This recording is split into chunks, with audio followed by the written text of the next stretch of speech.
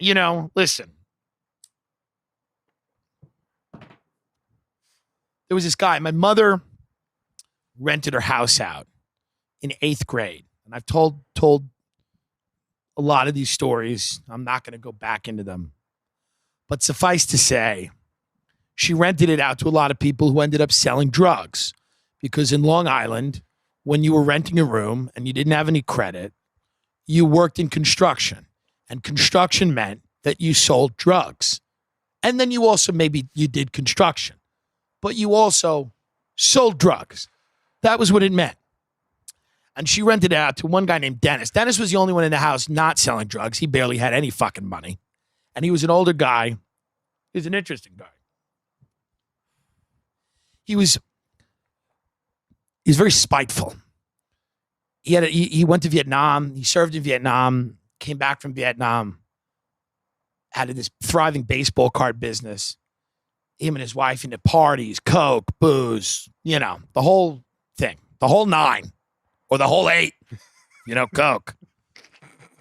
Him and his wife got divorced. I don't know why. Maybe he boinked somebody else. I don't know. Irreconcilable differences, whatever. And instead of giving her alimony, he decided to quit his job and go live in a van down by the beach, by Long Beach. Okay? He then moved into my mother's house, where he befriended me and my friend Shay, and he would tell us all these stories about, bar fights and Vietnam. And he was a cynic because he was old enough to have heard all the bullshit from every politician. And he ended, as many people do, in a room drinking wine out of a Burger King cup with ice in it, smoking a pack of Marlboro Reds a day, and saying the N-word. Now, that's neither here nor there, and I don't endorse that kind of behavior. I'm saying idealism ends usually there, is what I'm saying. If you don't have a healthy dose of cynicism, you're going to end up like Dennis. Dennis was not a bad man. He wasn't great. His kids hadn't spoken to him in 5 years, and they called him once, and he was so drunk, he answered. He went, hello, hello. And they went, hi, Dad. And he went, hey, what are you doing? And they said, I think I'm going to go. And he goes, whatever. After everything that happened, Dennis said, life in the big city. It was one of my favorite quotes he ever said. Life in the big city. My mother would go, the cops are going to probably raid the house because they were running a pretty big coke operation upstairs. And Dennis would go, life in the big city. My mother would go, your kids you haven't seen in 5 years called you, and because you were so drunk, they hung up the phone and they never want to speak to you again. Life in the big city. He would say that. He'd sit there holding his hunting knife in a chair, staring at the fire, drinking cheap wine out of a Burger King, big cup with ice in it, smoking Marlboro Reds, and saying life in the big city. He had a few other sayings. Now, these are not good sayings. I do not speak this way. And I could say it was a different time, but there was no time when this was appropriate. He'd walk around and say, there's an N-word in the woodpile. I don't know what that meant. I don't know why he would say that. He was a deranged man who had lost most of what you could ever get in life. He had nothing left. He's dead. You can't cancel him. You can't cancel Dennis. He died exactly as he should have, clutching his chest on a fishing boat in front of his brother. He was young. He was in his late 50s, early 60s, probably early 60s. And he had one last, he loved playing cards. And I don't endorse the sayings, but life in the big city, I don't think that was the worst way to handle everything. And Dennis had guns. Dennis had a lot of guns under his bed, in the closet. But Dennis had those guns in case somebody came into the house. He'd shoot them in the face. So he said, if he was sober enough to find a gun, get his finger on the trigger, thank God that was never tested. Would have shot me. Would have shot me when I was just trying to do a line in the bathroom, like an 8th grader getting ready for school. But life in the big city is kind of where you end up in many cases. We'd sit there with my mother. They'd eat baked clams. They'd eat linguine with red clam sauce. He would smoke cigarettes while he ate. No one does that anymore. He loved beer. He loved wine. No hard stuff. He swore most of that off. And he was a good guy. I remember at my grandmother's funeral, after my mother's house was lost, Dennis moved into my mother's van. He came full circle. He moved into my mother's van, and then he parked it in my grandmother's driveway, and he would shower in my grandmother's house, and he would live in the van. And he would give me advice. He'd give my mother advice. Living in a van in a driveway in Long Island. He would say, this is what you got to do, and this is how you got to do it. This is how you must proceed. This is the way life is. And sometimes you'd kind of say to him, and he'd say, hey, I'm living in a van in a driveway. Life in the big city. Now, he never lived in a big city. No. Never lived in a big city. No.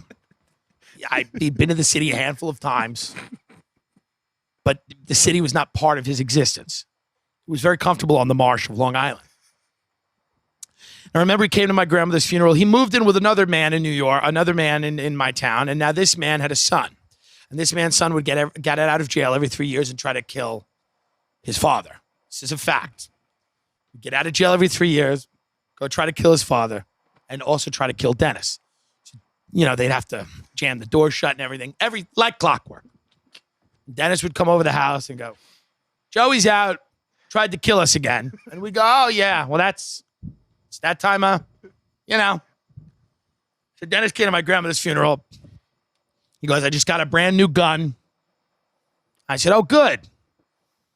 And he goes, and I'll tell you right now, he goes, when Joey gets out this time, when I see him, I'm just going to kill him. Before he even has a chance to make it onto the lawn, when I see him, I'm going to kill him. This is what people are using guns for. They're not using it as to form a paramilitary force to check the Orwellian overreach of government. Not that I've seen. They're using it for these types of skirmishes. And not that it's completely unnecessary, but let's not delude ourselves. Dennis was not railing against the state.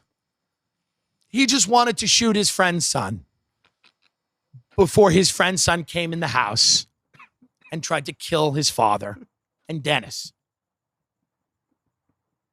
That's all. I get it.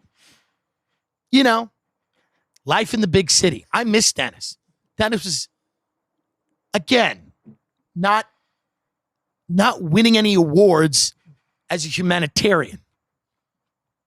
Who's not the most woke person. I think we've established that.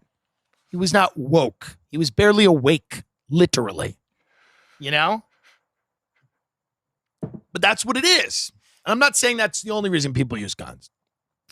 People use guns for a lot of reasons. And some of them are good. Some of them make a lot of sense. But what people are also using guns for is to walk into a market or a school and shoot people in the face.